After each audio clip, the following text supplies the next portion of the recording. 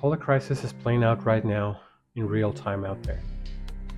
And really, no one is ready for what that really means. The breakdown of all our supply chains, our basic necessities, and all the commodities and services that we enjoy. The chaos would be enormous. No one is really ready for the polycrisis to come for them. And not even the billionaires, not even the hardcore doomsday preppers that are living far away are prepared for it. This is the most difficult challenge that humanity is facing currently. COVID changed all the rules of the game. It was a major pandemic that led to multiple systemic failures. We saw healthcare overwhelmed, we saw supply chains collapsing, and of course, we saw a big recession happening, employment massively growing. Of course, after all that suffering, we were resilient and we did overcome all those challenges. There were vaccines, and then society did restore itself slowly. It was still a big aftermath, secondary effects that are still lingering even today. This is not really the root cause of the problem. This is just a symptom. One of those root causes, climate crisis, continues unabated. CO2 levels are breaking all the records. There is a study that recently was released signaling that warming is accelerating, and that is due to a termination shock that is happening from banning sulfate aerosols on shipping fuels.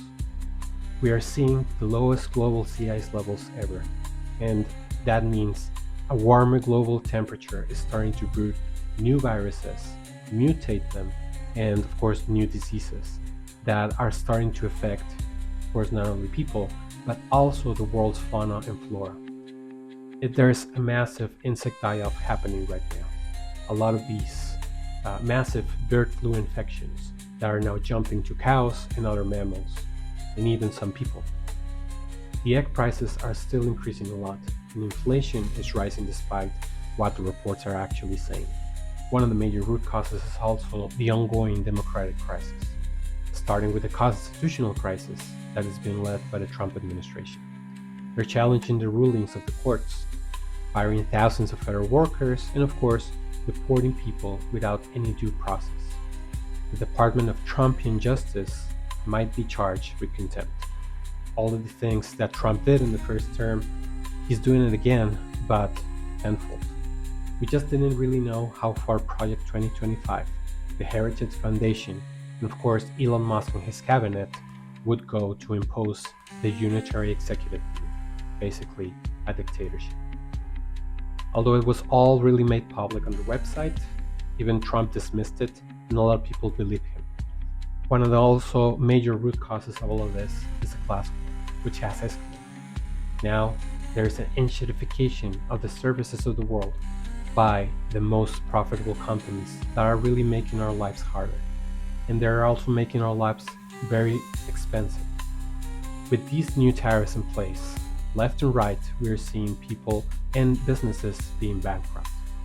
As we are reducing discretionary spending more and more, we are seeing a new recession unfolding, and it might probably affect a lot of people. Real justice was never for the rich and the powerful.